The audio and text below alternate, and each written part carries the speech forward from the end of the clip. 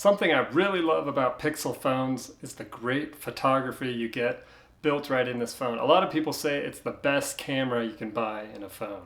A couple of the options I'm going to show you today are called action pan and long exposure. So to open the phone, or to open the camera on the phone, you can double click on the power button. So just double click right there. You've got the phone open, and then you'll see a menu below the buttons there with all the different options.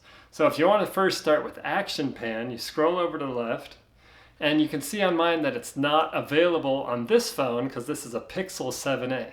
It's only available on the higher end Pixel phones. So the A grade and the Fold phones, you're not going to have action pan, or the older Pixel phones as well. But for action pan, how you use it is you zoom in, or not zoom in, but you focus on a subject, let's say like this passenger on the train or the subway in this example, and then you hold down the button for action pan and it will keep that subject in focus, but the rest of the objects will be blurred. So you get that motion action feeling there. So you get a clear object with the rest blurred.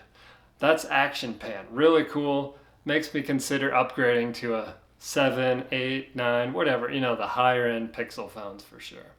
The reason it's not on Pixel 7a is because this is a little bit less expensive phone, so they had to limit the features some, or people would be like, why am I buying the more expensive ones? Might as well just get the A series, right? Next, I'm going to show you long exposure on the Pixel phone. So open up the camera app like that.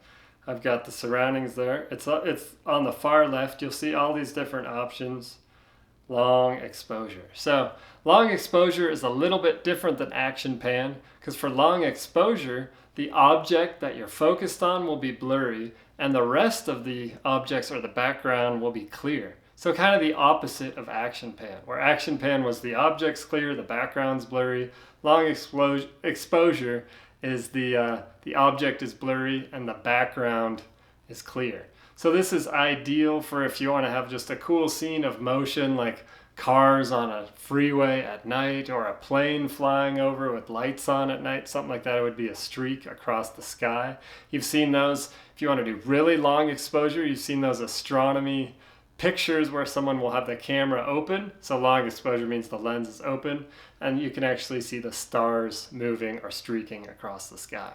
So here's an example of a long exposure photo that I took on my Pixel phone, and it's got my dog chasing a little toy that I threw him. And as a bonus, if you go into Google Photos after you've taken this picture, you can create an animation from this. So when you use a long exposure picture, you can create an animation by just clicking on this button, and it will combine the two, and you'll see that motion animation with the blur. So it's a really cool effect right there. The Pixel phones have all sorts of cool options in the camera. I mean, there's portrait photo, etc., night sight. So last thing I'm going to clarify is between night sight and long exposure. What's the difference? Night sight is better at night for low lighting. Long exposure is still cool at night, but it doesn't radiate and kind of light up the photo as much as the night sight would. I tried this on the 4th of July taking pictures of fireworks, and the ones with night sight worked better than the ones with long exposure, as an example.